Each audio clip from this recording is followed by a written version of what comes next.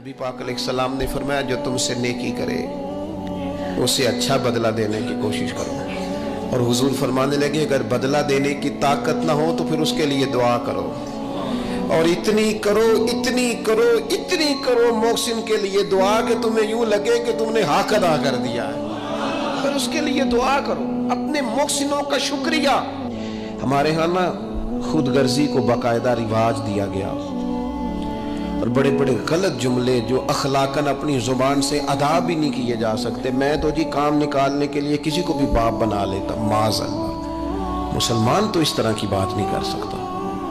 ये खुद गर्जी, ये लालच, ये वक्ती तौर पर किसी शख्स को इस्तेमाल करना, टिश्यू पेपर बनाना, यह अहले ईमान का तो तरीका ही नहीं। वो तो याद रखते हैं हर एक का एहसान।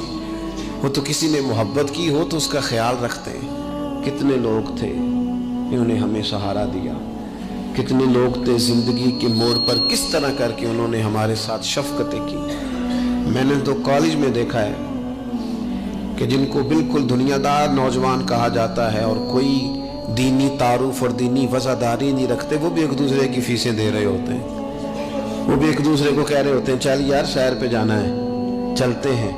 लेकिन किसी की नेकी को याद भी तो रखा जाए। हालात बदलते ही उन्वान भी बदल जाए, थोड़ी सी तब्दीली आते ही इंसान का मिजाज भी बदल जाए।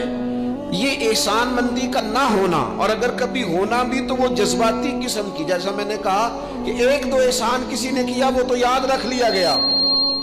दूसरी शादी करना बिल्कुल जायज है, कोई उसमें दो राय नहीं। अगर कोई हक अदा कर सकता तो करे, लेकिन नबी पाक अलैहिस्सलाम ने सैयदा खदीजतुल कुबरा की मौजूदगी में दूसरा निकाह नहीं किया। आला हज़रत हज के लिए तशरीफ ले गए तो वहाँ जितने उलमा उस वक़्त मौजूद थे वो सारे आके बैठ गए, हुजूर हमें हदीस पाक पढ़ा दें, हमें तफसीर के असबात पढ़ा दें, हम शागिर्द बनना चाहते हैं, असनाद ले रहे हैं। अब उस ज़माने में लोग 6-6 माह, साल इससे भी ज़्यादा हरम शरीफ में रहते थे। तो वहाँ कुछ लोगों ने कहा हुजूर इतना अरसा आपको यहाँ रुकना है तो आप यहाँ निकाह कर लें। फरमाने लगे दूसरी शादी जायज़ भी है और मैं उसकी ताकत भी रखता हूँ। लेकिन आला हज़रत फरमाने लगे मेरी अहलिया ने ना तकलीफ़ों में मेरा साथ दिया है, मैं उसे वक्त नहीं दे पाया, दीन के काम में लगा रहा, लेकिन उस खातून ने बड़ी नेक नामी के साथ मेरे साथ ज़िंदगी बिताई है। ये आला हज़रत के लफ्ज़ है। फरमाने लगे मैं ताकत भी रखता हूँ, शरीयत की इजाज़त भी रखता हूँ, लेकिन मैं दूसरी शादी इसलिए नहीं करूँगा कि मेरी बीवी को तकलीफ़ होगी। लेकिन यहाँ जनाब हालात बदले नहीं तो उन्वान बदला नहीं। मैंने कहा है कि नाजायज़ नहीं कह रहा मैं इसको किसी मकाम पर भी, लेकिन कुछ चीज़ें ऐसी हैं जिसको आगे बढ़कर हम सीरत और सवाने से ले सकते।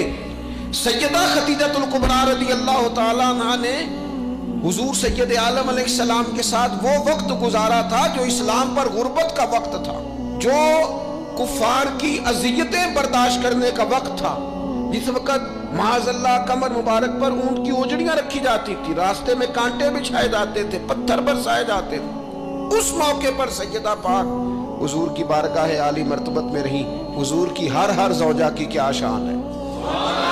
और फिर सैयदा आयशा सिद्दीक़ा जो महबूबा है महबूबे खुदा की, क्या अज़मतें हैं। पर सैयदा खदीजतुल कुबरा का इनफरादी अंदाज है। हज़रत आयशा सिद्दीक़ा कहती थी मैंने इस खातून पर हमेशा रश्क किया। बड़े सारे लोग आते थे हुजूर से मिलने,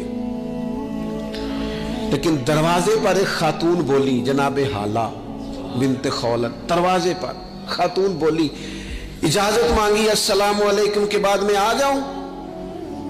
तो सैयदा आयशा सिद्दीक़ा फरमाती है महबूब ने झट से चेहरा मुबारक उठाया, फरमाया ये तो हाला की आवाज है, ये तो खतीजा की बहन है। ये देखो कितनी आवाज मिलती है, तो खतीजा की बहन है, हाला की, जल्दी से बुलाओ। कहते वो आ गई, बैठी, चली गई। मैंने अर्ज़ की हुजूर अल्लाह ताला ने आपको बड़ी बेहतर अज़वाज दी हैं, पर उस खातून का बड़ा जिक्र करते हैं। तो सैयदा कहती हैं देखते देखते ही हुजूर के आंसू छलके, देखते देखते ही रुखसारों से वो नूर भरी लड़ी मुबारक दाढ़ी के करीब आने लगी। महबूब फरमाने लगे जब लोगों ने मेरा हौसला तोड़ा तो आयशा खतीजा ने मुझे हौसला दिया। कहा लोगों ने मेरा इनकार किया, वो मुझ पर ईमान लाई, لوگوں نے مجھے جھٹلایا، انہوں نے میری تصدیق کی، اور پھر کہا اللہ نے مجھے جو اولاد دی وہ بھی خدیجۃ الکبریٰ کے بدن سے دی۔ وَلَا تَنْسَبُوا الْفَضْلَ بَيْنَكُمْ، آپس میں ایک دوسرے کے احسان بھلا نہ دو۔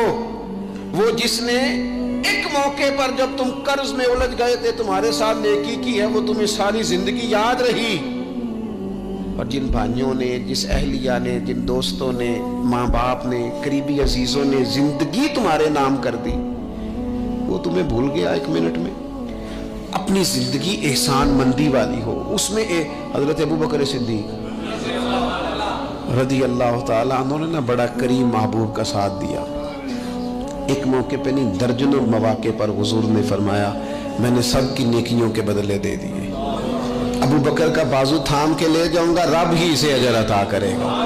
حضرت صدیق اکبر رضی اللہ تعالیٰ عنہ کی ان باتوں کو میرے کریم نے ہمیشہ، بلکہ حضرت عمر کہتے ہیں میری اور جناب صدیق اکبر کی کسی بات میں شکر رنجی ہو گئی تھی، اور جناب صدیق حضور کے پاس چلے گئے اور جا کر کے عرض کیا کہ یا رسول اللہ صلی اللہ تعالیٰ علیہ وآلہ وسلم یہ معاملہ ہو گیا ہے۔ حضرت سیدنا ابو بکر صدیق کی بات سن کے حضور خاموش ہو گئے۔ حضرت صدیق نے عرض کی حضور میں نے کہا بھی تھا، عرض بھی کی تھی، لیکن عمر فاروق مانے نہیں، یہ اگر کوئی بھائی معذرت کرے تو اس کی قبول کر لینی چاہیے۔ ہمارے ہاں نا احساس ہونے پر منتیں کرتے دیکھے ہیں میں نے بھائی، اپنے بچوں سمیت آ کے بیٹھے دیکھیں اور چار یار غلطی ہو گئی تھی۔ وہ بندہ جس کی روزانہ لاکھوں غلطیاں رب معاف کرتا ہے، وہ کسی کی ایک خطا بھی معاف کرنے کو تیار نہیں ہے۔ شادی کا موقع ہے، منانے کے لیے جا رہے ہیں رشتہ دار، کہتے ہیں آج ہی تو ٹائم آیا ناراض ہونے کا، اور تیار ہی نہیں ہے، راضی نہیں ہوتے۔ یہ حدیث یاد رکھ لینا، نبی پاک علیہ الصلوۃ والسلام نے فرمایا جس کا بھائی اس کے پاس معذرت لایا، معافی مانگنے آیا اور اس نے معاف نہ کیا، محبوب فرماتے میرے حوض کوثر پہ نہ آئے، یہاں نہ آئے۔ وہ تیرا بھائی ہاں کوئی عقیدے کا مسئلہ تھا، کوئی شرعی معاملہ تھا تو بات اور تھی، ذات کے لیے بت بنا کے رکھے ساری زندگی، اور معافی دینے کو ہم تیار نہ ہوئے، احساس ہی نہیں پیدا کیا کہ وہ جو آ گیا ہے وہ تو اب آ گیا، اب ہمیں درگزر کا حکم تھا۔ حضرت ابوبکر صدیق رضی اللہ تعالیٰ عنہ نے معذرت چاہی، لیکن جناب عمر کے مزاج میں جلال تھا، وہ ناراض ہیں۔ حضرت صدیق حضور کی بارگاہ میں حاضر ہو گئے، سارا مدعا عرض کر دیا۔ حضرت عمر کہتے ہیں میں پیچھے گیا، اور جب میں گیا تو میں حال سارا سمجھ گیا۔ کہتے ہیں جب نبی پاک کی بارگاہ میں گیا تو جو حضور کے جملے تھے وہ جناب صدیق اکبر کی عظمت کو کہاں سے کہاں لے گئے۔ محبوب فرمانے لگے عمر کیا تم میری خاطر ابو بکر کو چھوڑ نہیں سکتے تھے؟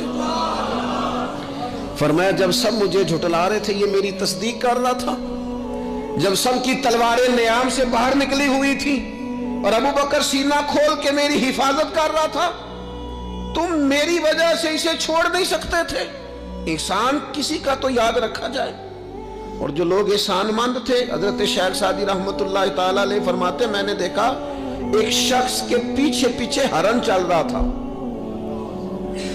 وہ ذرا میرے قریب آیا تو میں نے اسے آ کے کہا کہ یہ ہرن تو بندہ دیکھ کے بھاگ جاتا ہے، تیرے پیچھے کیسے چل رہا ہے؟ تو سعدی فرماتے ہیں وہ شخص کہنے لگا اس کا بچہ مر رہا تھا، میں نے بچایا ہے، میں نے اس کے بچے کو پانی پلایا ہے، گھاس کھلائی ہے، تو جب سے یہ دم ہلاتا ہلاتا میرے پیچھے ہے۔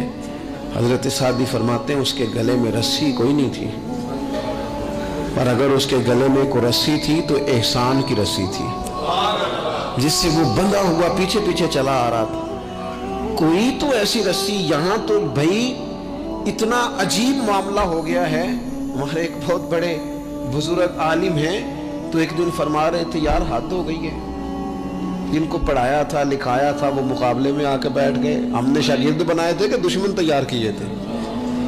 وہ عربی کا ایک محاورہ ہے نا جس سے نیکی کرو پھر اس کے شر سے بھی بچو، بعض تو اسے حضرت علی کا قول بھی کہتے ہیں۔ اپنی زندگی میں یہ مزاج کبھی نہ بنائیں، کبھی نہ بنائیں، کبھی کوئی ایسی طبیعت کے اندر بات نہ لائیں۔ لوگ مختلف لوگوں کے بارے میں نام لے کے ٹھٹھا کرتے ہیں معاذ اللہ اور بڑی بڑی باتیں سناتے ہیں۔ ایک خان صاحب سے میری ملاقات ہوئی کچھ عرصہ پہلے، تو ایک انتہائی غریب آدمی کے گھر میں میں نے انہیں ڈیوٹی کرتے دیکھا، تو میں نے کہا آپ یہاں ڈیوٹی کرتے؟ کہنے لگے یہ ہمارے صاحب بڑے امیر ہوتے تھے، غریب ہو گئے، سب چھوڑ گئے، حالات کا تغیر بدلا۔ تو میں نے کہا آپ کیوں نہیں چھوڑ کے گئے؟ کہنے لگے کیا کروں، مجبوری ہے، نمک خار ہوں، ان کے گھر کا نمک کھایا ہے، اب حالات کے تغیر، اصلہ نال جے نیکی کریے، وہ نسلاں تاک نہیں بھول دے۔ تو وہ میرے دوست کہنے لگے میں نے اسے 20 دفعہ کہا ہے کہ تو چلا جا، سب چلے گئے اور میرے پاس گنجائش بھی نہیں، لیکن یہ کہتا ہے یہیں روٹی کھائی ہے، جب راج کے ملتی تھی تب بھی کھاتے تھے، اب ایک ملتی آدھی کھائیں گے، رہنا یہیں پہ ہے۔ احسان مندی کا مزاج، اور بالخصوص اپنے قریبیوں کے بارے میں، اپنے اہل خاندان میں سے قریبیوں کے بارے میں احسان مندی کا مزاج بنائیں۔ اپنی طبیعت سے ناشکری، اپنی طبیعت سے رشتوں کو توڑنا، اپنے مزاج سے اپنے قریبیوں کے احسانات کو بھول جانا، اس سے باہر آئیں۔ اپنے اساتذہ کے لیے جذبات پیدا کریں۔ اعلیٰ حضرت رحمت اللہ علیہ فرماتے ہیں استاد بدرجے باپ کے ہے، اور اس استاد سے کون مراد ہے؟ شیخ مرشد بھی اسی میں داخل ہے، جس سے ہم تربیت لیتے ہیں، جس کی وجہ سے اللہ ہمیں کوئی خیر نصیب کرتا ہے، جس کی بات سے کچھ سیکھتے ہیں، وہ بھی اس میں داخل ہے۔ فرماتے ہیں ان کا حق ہے، اور جو حق والے تھے انہوں نے حق اس طرح سمجھا کہ حضرت مولا علی شیر خدا فرماتے ہیں میرا استاد اگر چاہے تو مدینے کے چوک میں کھڑا کر کے مجھے بیچ دے، میں بک جاؤں گا، لیکن اس کے حق سے میں پیچھے نہیں ہٹوں گا۔ دل اگر صاف نہ ہو تو بھی مالک نیکیاں قبول نہیں کرتا۔ پاک ہوئے تے پاک ہی ملدا ہی، تے بنا پاکوں پاک نہیں ملدا۔ اے سارے وجود دے تون دے نالوں اکو تولا ٹکڑا دل دا۔ یہ جو پاکیزگی ہے نا دل کی، یہ نہ ہو تب بھی نیک اعمال اس کی بارگاہ میں قبول نہیں ہوتے۔ نیک اعمال کی قبولیت کے لیے دل کا صاف ہونا، کشادہ ہونا، کھلا ہونا، یہ بھی ضروری ہے۔ دل میں بوجھ ہو، عداوت ہو، حسد ہو، لوگوں کے لیے کینہ بھرا ہوا ہو اور اعمال قبول ہو جائیں نہ۔ اس کریم کے کچھ فیصلے ہیں، وہ اعمال کی قبولیت کے آداب بتاتا ہے۔ وہ کہتے ہیں میری مرضی سے کرو گے تو میں قبول کروں گا۔ حدیث پاک آپ کو صحیح مسلم میں ملے گی۔ نبی پاک صلی اللہ تعالی علیہ وسلم فرماتے سوموار اور جمعرات والے دن لوگوں کے اعمال اللہ کی بارگاہ میں پیش کیے جاتے ہیں۔ دو مسلمانوں کے، دو بھائیوں کے اعمال رب کی بارگاہ میں پیش کیے جاتے ہیں۔ اعمال ہیں، نیک اعمال ہے، نیکی ہے، نماز ہے، روزہ ہے، حج ہے، زکوٰۃ ہے، صدقات ہے، وہ نیک اعمال اللہ کی بارگاہ میں جمعرات اور پیر کو پیش کیے جاتے ہیں۔ رب کریم فرماتے ٹھہر جو ذرا ان کے اعمال کو روک دو۔ یا اللہ کیوں؟ فرمائے اس لیے کہ ان کے آپس میں نا دلوں میں نفرت ہے، گھٹن ہے، عداوت ہے، ان کو ذرا مہلت دو، یہ پہلے صلح کر لیں پھر ان کے اعمال بھی قبول کر لیں گے۔ کہ نہ عداوتیں پالی ہوئی ہیں، اپنے دلوں کے اندر گھٹن پیدا کی ہوئی، اختلاف کہاں نہیں ہوتا، لیکن نفرتیں پیدا کر لینا۔ کیا جرم کیا ہے بھائی نے؟ کون سا کفر کر بیٹھے ہیں رشتہ دار؟ کون سی ایسی بات نکل گئی ہے جو زندگی کے ناطے توڑ کے بیٹھ گئے ہم؟ رب کہتا ہے نہیں قبول ہوں گے ابھی اس کے اعمال، روک دو جب تک یہ آپس میں صلح نہ کر لے۔ مسجد میں بھی پابندی سے آؤ، فجر کی جماعت بھی نہیں چھوٹنی چاہیے، جمعے والے دن بھی وقت پہ آؤ، لیکن اگر قبولیت کرانی ہے تو 20 منٹ نکال کے نا اس رشتہ دار کے گھر بھی چلے جاؤ جس سے ناراضگی چل رہی ہے، تھوڑا سا نا ادھر بھی ایک چکر لگاؤ، اس لیے کہ وہ کہتا ہے قبول ہی تب کرنا۔ 17 رمضان مبارک کو جنگ بدر ہوئی۔ نبی پاک علیہ السلام نے فرمایا رب کریم نے بدریوں سے وعدہ کر لیا ہے جو جو بدر میں شریک ہوئے، اللہ نے وعدہ کر لیا ہے رب سب کو جنت عطا فرمائے گا۔ اہل بدر میں سے کوئی شخص آتا نا تو صحابہ اٹھ کے اس کا استقبال کرتے۔ بدر کے لوگوں نے جب کہا نا شہدائے بدر اور شہدائے احد کو فلاں فوت ہو گیا، فلاں مر گیا، تو اللہ نے کہا وَلَا تَقُولُوا لِمَن يُقْتَلُ فِي سَبِيلِ اللَّهِ أَمْوَاتٌ، خبردار تم نے مردہ کہنا بھی نہیں، جائے میرے رستے میں ابھی اسے مردہ کہا جائے، بل احیاء، بلکہ وہ زندہ ہیں، وہ زندہ ہیں۔ تم شعور نہیں رکھتے ان کی زندگی کا تو تم نے مردہ کہہ دیا، وہ تو زندہ ہے۔ میرے دوست جتنے بھی لوگ اسلام میں حضرت عمر فاروق کہتے ہیں میں حضرت صدیق اکبر کے پاس بیٹھا تھا تو ایک خاتون آ گئی دربار خلافت میں کسی کام سے، تو حضرت سیدنا ابو بکر صدیق نے اپنے کندھوں سے چادر اتاری، اس چادر کو زمین پہ بچھایا، اس بیٹی کو، اس خاتون کو اپنی چادر پہ بٹھایا۔ تو حضرت سیدنا عمر کہتے ہیں میں نے کہا اللہ نے آپ کو اتنی شانوں سے نوازا ہے، انبیاء کے بعد آپ سب سے افضل ہیں، اور آپ اپنی چادر کس کے لیے بچھا رہے ہیں؟ کون ہے آخر یہ خاتون؟ تو حضرت ابو بکر صدیق فرمانے لگے حضرت سعد بن ربیع رضی اللہ تعالیٰ عنہ نے میدان احد میں حضور کے قدموں میں جان قربان کی تھی۔ میں نے کہا ہاں، کہنے لگے یہ اسی سعد بن ربیع کی بیٹی ہے، یہ آج آئی ہے۔ اور ہمارے ملک میں کیا ہوا؟ کبھی پلٹ کے دیکھنا شہداء کے خاندان کس کیفیت میں، کبھی پلٹ کے دیکھنا سرحدوں پہ جان دینے والوں کے بچوں کی کیفیت کیا ہے۔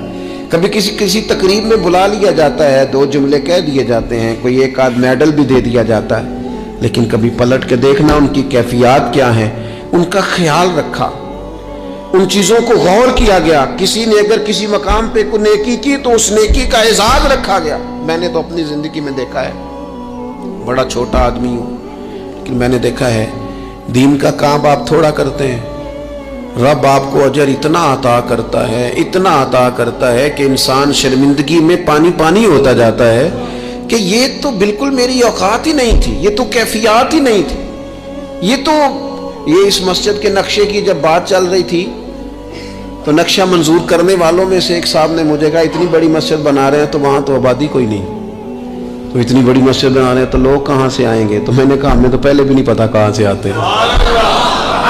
وہ کہنے لگے نہیں پھر بھی کوئی اندازہ تو ہو۔ میں نے کہا کہ چلے مسلمان پر ویسے ہی اعتبار کرنا چاہیے، تو میں تو ویسے ہی پگڑی داڑھی والا ہوں، سچ بتاتا ہوں مجھے نہیں پتا کہاں سے آئیں گے، پر امید ہے کہ آ جائیں گے۔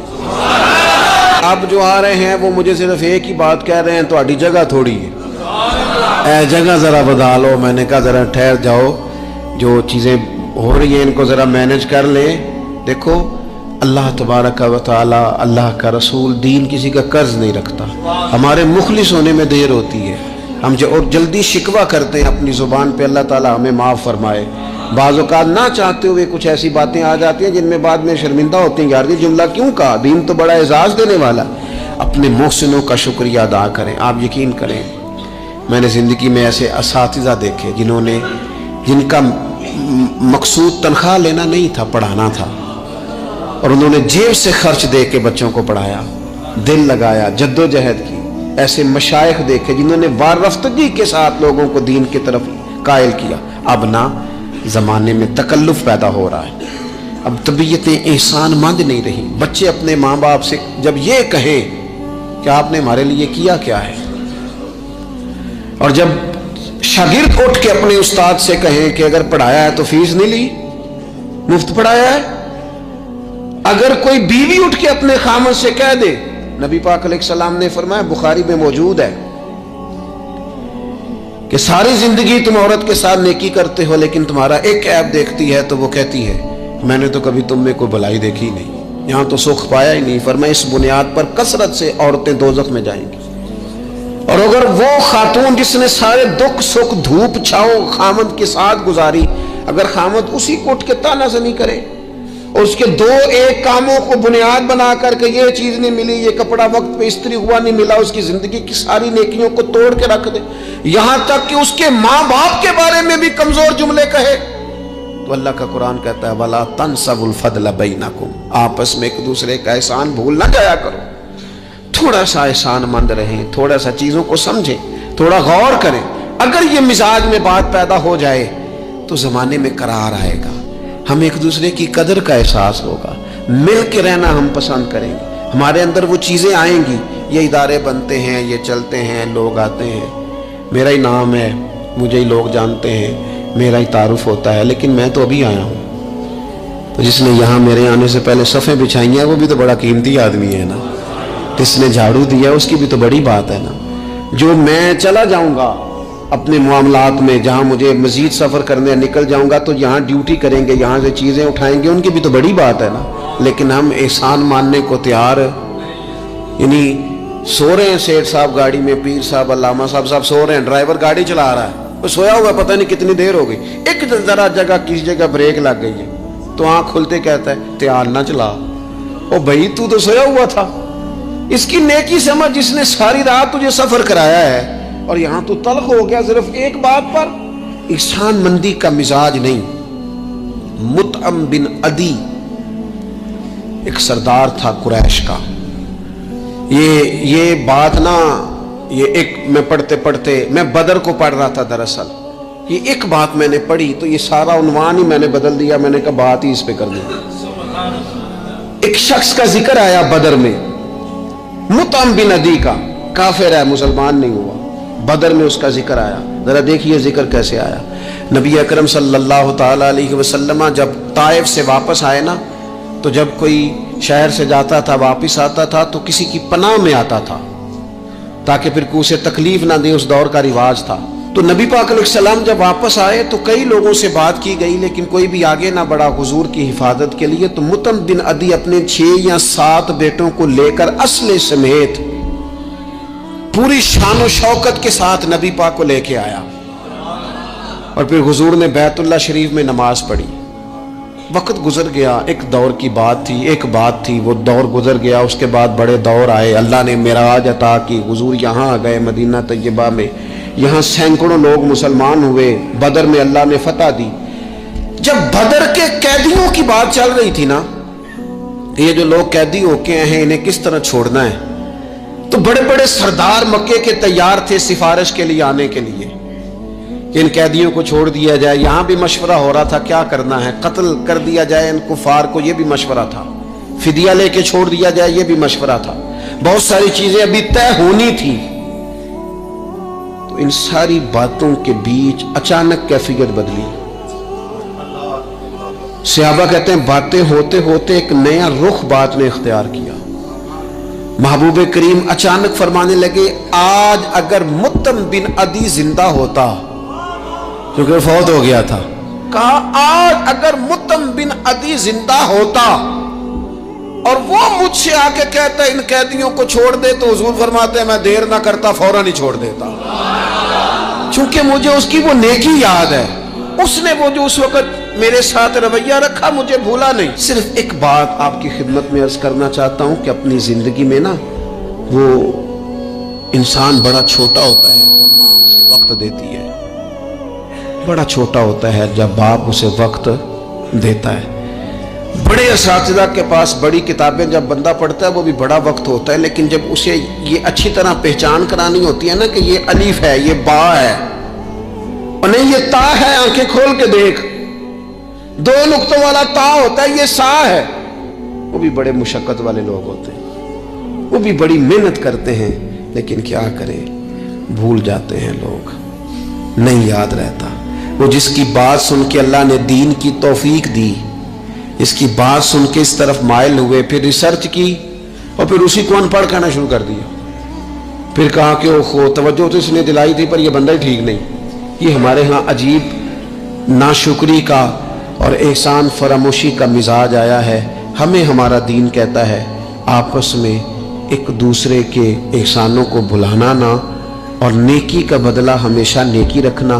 حضور نے فرمایا شکریہ ادا نہ کر سکو تو محسن کے لیے دعا ضرور کرنا۔